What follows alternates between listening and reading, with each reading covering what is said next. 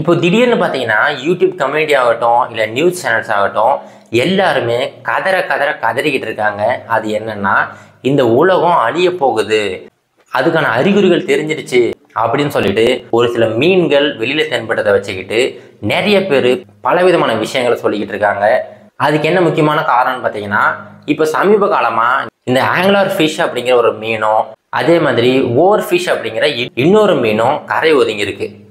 இந்த மாதிரி மீன் எல்லாமே கடலுக்கு அடியில தான் இருக்கும். ஆனால் அது எப்போ வெளியில வருதோ அப்போ எல்லாருக்குமே பேராபத்து, இந்த உலகமே அழிஞ்சு போயிடும் அப்படிங்கிற மாதிரி பலவிதமான தகவல்கள் பரப்பப்பட்டிருக்குது. ஆனால் உண்மையிலேயே அது உண்மைதானா அப்படிங்கிறத இந்த வீடியோவில் பார்ப்போம். Welcome to Tamil சாளர்.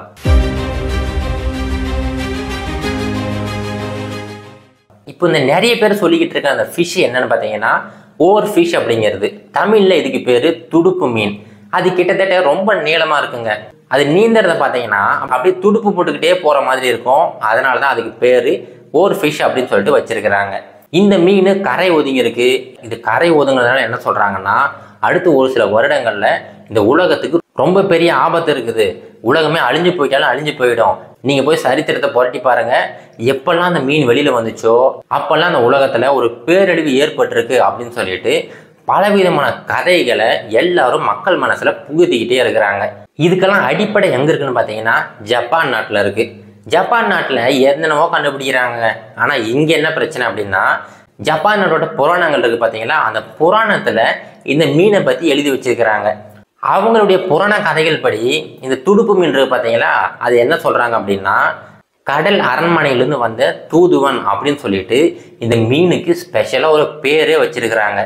அப்படின்னா என்னன்னா, கடலுக்கு அடியில் ஒரு பெரிய சாம்ராஜ்யம் இருக்குது.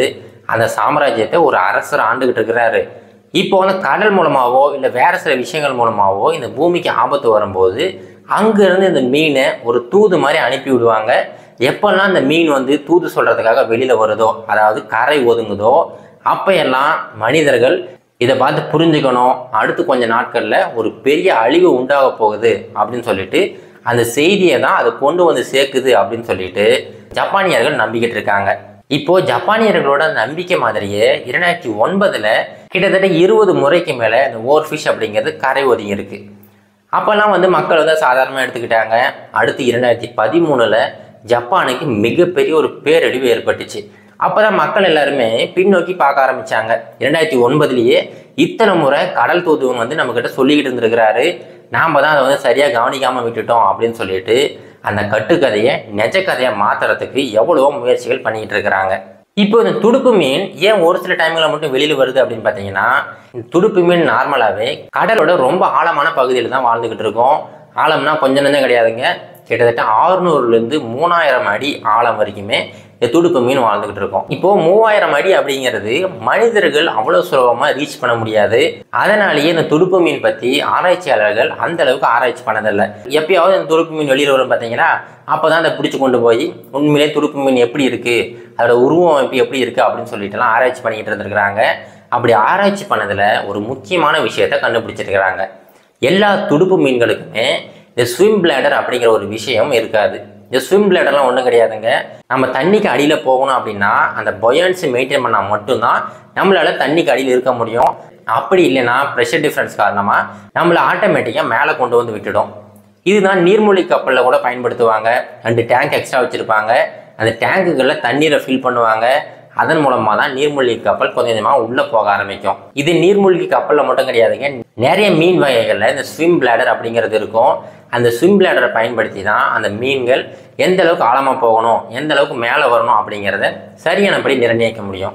இப்போ இந்த துடுப்பு மீன்களில் இந்த ஸ்விம் பிளாடர் அப்படிங்கிறது கிடையவே கிடையாது. உண்மையிலேயே இந்த ஸ்விம் பிளாடர் அப்படிங்கிறது ஒன்று இல்லாமல் எப்படி இந்த மீன்களால் அவ்வளோ ஆழத்தில் இருக்க முடியுது அப்படின்னு பார்த்தீங்கன்னா, அந்த மீன்கள் கண்டினியூஸாக அதோட உடம்பை ஆட்டிக்கிட்டே இருக்கும். அந்த துடுப்பு மாதிரி ஒரு அசைவு இருக்கிறதுனால மட்டும்தான் அந்த மீன்களால் ரொம்ப ஆழத்தில் இருக்க முடியுது. ஒருவேளை அந்த அசைவு நின்று போச்சுன்னா ஆட்டோமேட்டிக்காக அந்த மீன் வந்து வெளியில் வந்துடும். இப்போது இந்த துடுப்பு மீனுக்கு இன்னொரு ஸ்பெஷாலிட்டி இருக்குதுங்க.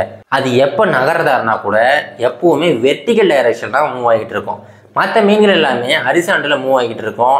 ஆனால் இந்த துடுப்பு மீன் மட்டும் எப்போவுமே செங்குத்தான திசையில் மட்டும்தான் மூவ் ஆகிட்டு இருக்கும்.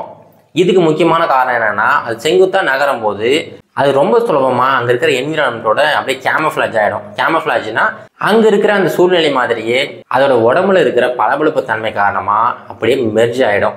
இதனால இந்த மீன் பார்த்தீங்கன்னா ரொம்ப சுலபமாக வேட்டையாடி சாப்பிட முடியுது. இன்னொரு விஷயம், இது வெர்டிகலாக போகும்போது அந்த சூரிய ஒளி காரணமாக அந்த சின்ன சின்ன இறைகள் எல்லாம் ரொம்ப சுலபமாக ஒரு கண்ணுக்கு அகப்பட்டுருது. அதை சாப்பிட்றதுக்கும் ரொம்ப ஈஸியாக இருக்குது. இது இந்த மீனை பற்றின ஒரு சின்ன ஸ்பெஷல். சரி, அவ்வளோ பாவப்பட்ட இந்த மீனை ஏன் டூம்ஸ்டே ஃபிஷ் அப்படின்னு சொல்கிறாங்க பார்த்தீங்கன்னா, எப்பப்பெல்லாம் இந்த மீன் கரை ஒதுங்கிச்சோ அப்பப்பெல்லாம் பெரிய பிரச்சனை ஏற்பட்டிருக்கு. அதில் முக்கியமான ஒரு சில நிகழ்வுகள் பார்த்தீங்கன்னா, 2013 கலிஃபோர்னியாவில் பார்த்தீங்கன்னா ஒரு சில துடுப்பு மீன்கள் கரை ஒதுங்கியிருக்கு. அது கரை ஒதுங்கின அடுத்த நாளே பார்த்தீங்கன்னா அதிகப்படியான சூறாவளி ஏற்பட்டிருக்கு. இதன் மூலமாக ஒரு பெரிய அழிவு அங்கே ஏற்பட்டிருக்கு. அதே மாதிரி 2017 பிலிப்பைன்ஸில் இதே மாதிரி நடந்திருக்கு. அது நடந்த அடுத்த ஒரு சில நாட்களில் 6.6 ரிக்டர் அளவிலான நிலநடுக்கம் ஏற்பட்டிருக்கு. அதுக்கப்புறம் பார்த்தீங்கன்னா இப்போ 2025 இந்த துடுப்பு மீன் வெளியில் வந்திருக்கு. இதுக்கு என்ன சொல்கிறாங்கன்னா, 2036 ஒரு விண்கல் பூமியை தாக்க போகுது. இந்த பூமியை தாக்கனா பூமியில் ஒரு பெரிய சிட்டியோ அப்படின்னா ஒரு பெரிய நாடே அழிஞ்சு போயிடும். அதுக்காக தான் இப்போ இந்த மீன் வெளியில் வந்திருக்கு அப்படின்னு சொல்லிட்டு முழங்காலுக்கும் மொட்டை தலைக்கும் டைரெக்டாக முடிச்சு போட்டுக்கிட்டு இருக்காங்க. இப்போ நம்ம விஞ்ஞானிகள் கவர்மெண்ட் இருப்பாங்களா, இதை பற்றி நிறைய ஸ்டடி பண்ண ஆரம்பித்தாங்க. 2019 உண்மையிலேயே இது உண்மைதானா அப்படிங்கிறத கண்டுபிடிச்சாங்க. அது என்னன்னா, இவங்க ஸ்டடி பண்ண வரைக்குமே இந்த மீன் வர்றதுக்கும் அந்த பேரழிவுகள் ஏற்படுறதுக்கும் எந்த ஒரு சம்பந்தமுமே கிடையாது. இது எல்லாமே எதிர்ச்சியாக நடந்தது தான். அதாவது அந்த பேரழிவு நடக்கிறதுக்கு முன்னாடி இந்த மீன் வெளியில் வந்திருக்கு. அப்படி இல்லைன்னா அந்த மீன் வந்த சமயத்தில் பேரழிவு ஏற்பட்டிருக்கு. நம்ம மக்கள் தான் சம்மந்தமே இல்லாமல் இந்த ரெண்டு விஷயத்தையும் ஒன்றா சேர்த்து கனெக்ட் பண்ணிக்கிட்டு இருக்காங்க. இதுக்கும் அதுக்கும் எந்த ஒரு சம்மந்தமே இல்லை அப்படின்னு சொல்லிட்டு எல்லா சயின்டிஸ்ட்டும் சொல்ல ஆரம்பிச்சிருக்கிறாங்க. அதெல்லாம் சரிதான்ப்பா, 3000 அடி ஆழத்தில் இருக்கிற அந்த மீன் எதுக்கு வெளியில் வரணும், என்ன காரணம் அப்படின்னு சொல்லிட்டு நீங்கள் கேட்கலாம். அதுக்குமே ஒரு சில எக்ஸ்ப்ளனேஷன்ஸ் இருக்குதுங்க. இப்போ அந்த மீன் சொன்னால் பார்த்தீங்களா, இந்த துடுப்பு மீனில் இந்த ஸ்விம் பிளேடர் அப்படிங்கிறது ஒன்றும் கிடையவே கிடையாது.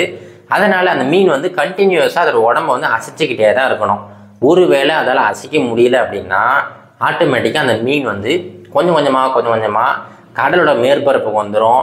அந்த கடல் அலைகள் மூலமாக ஆட்டோமேட்டிக்காக அந்த மீன் பார்த்தீங்கன்னா கரை ஒதுங்க ஆரம்பிச்சிடும். இது எப்போ நடக்கும்னா, அந்த மீன் ரொம்ப வயசாகிடுச்சுன்னா அதில் நீந்த முடியாத கண்டிஷன் வரும்போது ஆட்டோமேட்டிக்காக அந்த மீன் கரை ஒதுங்க ஆரம்பிச்சிடும். இந்த கரை ஒதுங்குற மீனை பார்த்து தான் எல்லாருமே உலகம் அழிய போகுது அப்படிங்கிற ஒரு பெரிய கட்டுக்கதையை நிஜ கதையாக உருவாக்கலாம் அப்படின்னு சொல்லிட்டு நிறைய யூடியூபர்ஸ் முயற்சி பண்ணிக்கிட்டு இருக்காங்க. இப்போ உங்களுக்கு புரிஞ்சிருக்கும், எதிர்ச்சியாக நடந்த ஒரு விஷயத்தை வச்சுக்கிட்டு நம்ம தேவையில்லாமல் இந்த உலகத்தில் இருக்கிற மக்களை பயமுறுத்திக்கிட்டு இருக்கோம் அப்படின்னு சொல்லிட்டு. இதோட இந்த வீடியோ முடிச்சுக்கலாங்க. மீண்டும் ஒரு நல்ல இன்ஃபர்மேஷனோட மீண்டும் சந்திக்கிறேன். நன்றி, வணக்கம்.